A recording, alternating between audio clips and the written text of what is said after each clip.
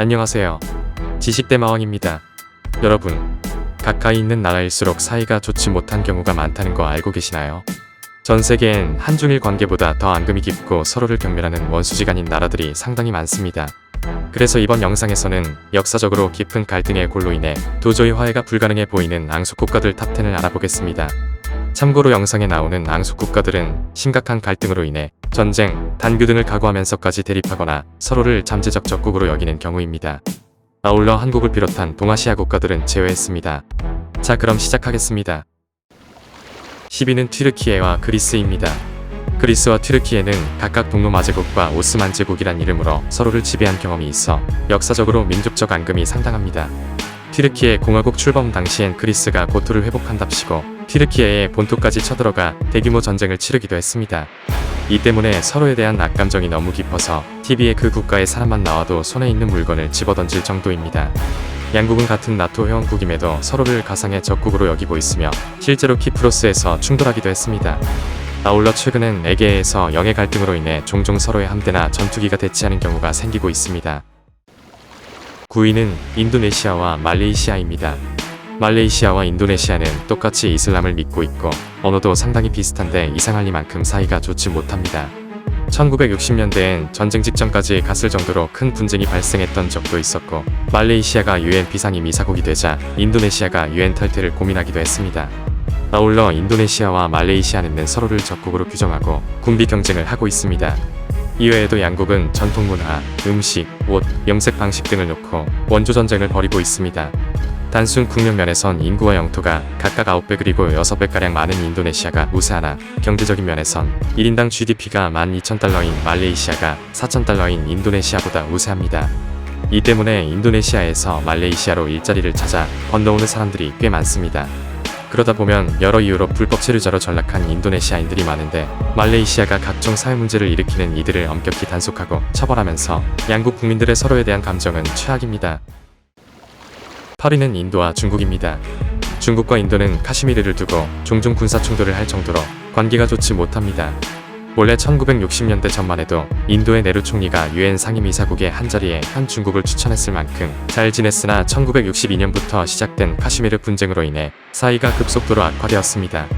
카시미르에서 무력 충돌이 끊이지 않자 인도는 중국을 견제할 방안을 찾기 시작했는데 이때 인도의 눈에 들어온 것이 바로 티베트 독립 세력 지원이었습니다. 이로 인해 인도와 중국의 갈등에 골은 골맞춰지기 시작했는데 티베트가 바로 중국이 민감하게 반응하는 아킬레스건이기 때문입니다. 이러한 문제들로 인해 양국이 국제사회에서 사사건건 대립하게 된 것입니다.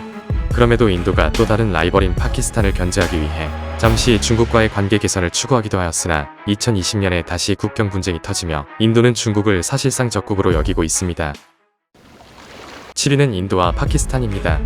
양국은 수백 년간 힌두교와 이슬람교로 나뉘어 갈등해왔는데 이로 인해 영국의 식민 지배가 종식된 후 결국 파키스탄과 인도로 분열되었고 특히 카시미르, 타르사막 그리고 동파키스탄 문제로 3번씩이나 대규모 전쟁을 벌이며 서로에 대한 감정은 무시를 넘어 경멸하는 수준까지 왔습니다.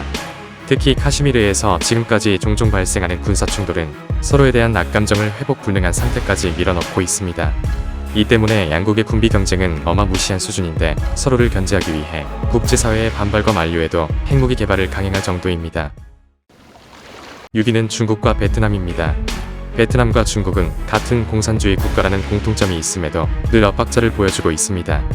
역사적으로 베트남은 중국에 위치한 제국들의 팽창주의에 맞서 가장 격렬한 저항을 보여주었기에 중국과 충돌이 잦았습니다. 그래도 베트남전 와중엔 중국은 베트남의 물자를 원조해주기도 하였으나 베트남전이 끝나기 무섭게 베트남을 침공하며 중국과 베트남은 도저히 가까워질 수 없는 관계임이 다시 한번 증명되었습니다. 또 최근엔 남중국해 문제로 양국은 첨예하게 대립하고 있는데 이 때문에 중국보다 상대적으로 국력이 약한 베트남은 미국, 호주, 영국, 한국 등과 친밀한 관계를 유지하고 있으며 심지어 중국의 적대적인 인도와 군사훈련을 진행하고 있습니다. 5위는 이스라엘과 인근 아랍 국가입니다. 이스라엘과 국경을 접하고 있는 이집트, 시리아, 요르단, 레바논 등은 이스라엘과 4차례씩이나 전쟁을 치를 정도로 전부 이스라엘의 적성국입니다. 그나마 이스라엘은 외교적 노력 끝에 이집트와 요르단과의 관계를 상당히 개선했지만 레바논 그리고 시리아와의 관계는 여전히 험악해서 서로 전투기로 폭격하고 미사일을 쏘며 매일같이 싸우고 있습니다. 네 차례의 전쟁도 이스라엘과 레바논, 시리아의 관계를 악화시킨 것은 맞으나 이들이 현재까지도 으르렁하는 가장 큰 이유는 레바논과 시리아에서 큰 영향력을 가지고 있는 헤즈볼라란 무장단체가 있는데 이 헤즈볼라가 하필 이스라엘의 적성국인 이란의 전폭적인 지원을 받는 단체여서 이스라엘을 위협하고 있기 때문입니다. 그렇기에 이스라엘은 팔레스타인과 큰 규모의 전쟁을 하는 김에 레바논과 시리아도 공격하여 남북쪽 국경을 동시에 안정시키겠다며 벼르고 있는 것입니다. 당연히 서로를 국가로도 인정하지 않으며 이스라엘은 이들의 공격에 대비해 비공식적으로 핵무기도 보유하고 있는 것으로 알려졌습니다. 여담으로 레바논과 시리아에선 코카콜라를 비롯한 유대인 기업 제품은 전혀 없고 심지어 스티븐 스필버그나 여러 유대인 할리우드 감독의 영화도 일절 금지되어 있습니다. 4위는 러시아와 우크라이나입니다. 러시아와 우크라이나는 키예프 공국이라는 역사를 공유하지만 키예프 공국이 몽골의 침략으로 멸망하면서 다른 길을 걸어왔습니다. 그러던 18세기 우크라이나가 러시아에 흡수되면서 악연이 시작되었습니다. 당시 러시아는 식민지였던 우크라이나를 심각하게 착취하였는데 이 때문에 우크라이나의 독립 시도는 끊이지 않았습니다. 어찌 1991년에 독립을 얻어냈으나 여전한 러시아의 영향력으로 인해 우크라이나에선 친러파와 친서방파의 갈등이 끊이지 않았습니다. 이 갈등의 절정이 2014년에 발생한 유로마이단입니다. 당시 친러파 대통령이던 빅토르 야누코비치가 친러 정책을 노골적으로 밀고 나가자 친서방 세력이 혁명을 일으켜 빅토르 야누코비치를 몰아냈습니다. 이때부터 러시아는 우크라이나에 군사적으로 개입하였는데 그 시작이 바로 크림반도 합병이었습니다. 이후로도 돈바스 사태 등이 잇따라 발생하며 양국의 관계는 산얼음판을 걷고 있었는데 결국 2022년 러시아의 우크라이나 침공이 시작되면서 두 나라의 관계는 완전히 붕괴되었습니다. 3위는 이라크와 쿠웨이트입니다. 양국은 언어, 문화적으로 비슷한 아랍 계열이지만 1990년에 발생한 걸프 전쟁으로 인해 사이가 굉장히 좋지 못합니다. 오죽 걸프전 당시 이라크에 당한 것이 심했으면 2003년 미국의 이라크 침공 당시 모든 아랍 국가들이 전쟁에 반대했음에도 오직 쿠웨이트만이 미국의 이라크 침공을 적극 지지했을 정도입니다. 쿠웨이트를 침공한 이라크의 사담 후세인 정권이 실각한 이후 이라크의 신정부는 쿠웨이트에 배상금을 지불하는 등 화해의 제스처를 보내고 있지만 2013년에 발생한 양국 간의 총격전으로 인해 쿠웨이트는 여전히 이라크를 침략자로 생각하여 믿지 못하고 있으며 심지어 이라크 국민들은 쿠웨이트 입국 자체가 불가능합니다. 2위는 이란과 이라크입니다. 양국은 중동 지역에서 가장 오래된 변원지간입니다. 이라크는 지금의 이란 지역에서 탄생한 페르시아 제국의 지배를 받으면서 원한에 싹을 틔우게 되었고 이란은 이슬람교를 믿으면서도 이라크 지역에서 나타난 아랍인들이 이슬람교를 강요한 것에 대해서 민족적인 분노가 상당한 편입니다.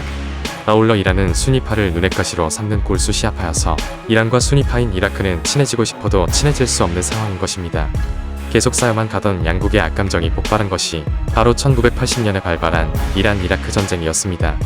최근 들어 양국은 화해하려는 노력을 하고는 있었으나 2022년 이란이 이라크를 공격할 계획을 세우고 있다는 첩보를 미국이 공개하면서 이란과 이라크는 가까워질 수가 없는 사이임이 다시 한번 증명되었습니다.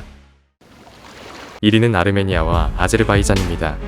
1918년 러시아 제국이 붕괴하면서 아르메니아와 아제르바이잔은 일시적으로 독립을 쟁취한 적이 있었는데 나라를 안정시켰어야 할 이때도 양국은 만사를 제쳐두고 영토 분쟁을 벌였습니다. 때문에 나라의 국력을 강화시킬 기회를 놓쳤고 결국 소련에 점령당하며 다시 식민지로 전락해버렸습니다. 서로 때문에 소련의 지배를 받게 되었다며 서로에 대한 증오심을 키워가던 아제르바이잔과 아르메니아는 결국 소련이 붕괴되기도 전인 1988년에 다시 한번 충돌했습니다. 이후로도 2016년, 2020년, 2022년 그리고 2023년에 잇따라 전쟁을 하며 서로를 경멸하는 수준까지 왔습니다. 국제 스포츠에서 서로를 만나면 홈에서 경기를 하지 못할 정도입니다. 심지어 양국은 종교가 민족 정체성에 큰 영향을 발휘하는 국가이다 보니 기독교를 믿는 아르메니아는 이슬람 유적을, 반대로 이슬람교를 믿는 아제르바이잔은 기독교 유적을 깡그리 밀어버리고 있는 실정입니다. 지금까지 역사적으로 화해가 도저히 불가능해 보이는 원수지간인 나라들 탑10을 알아보았습니다. 이를 못지않게 앙숙이었던 많은 국가들이 화해하고 평화를 만들어 갔던 것처럼 이들에게도 평화가 찾아오길 기대해 봅니다. 자, 그럼 오늘의 영상은 여기서 마무리하고 다음 영상으로 찾아뵙겠습니다. 재미있게 보셨다면 구독과 좋아요 부탁드립니다. 감사합니다.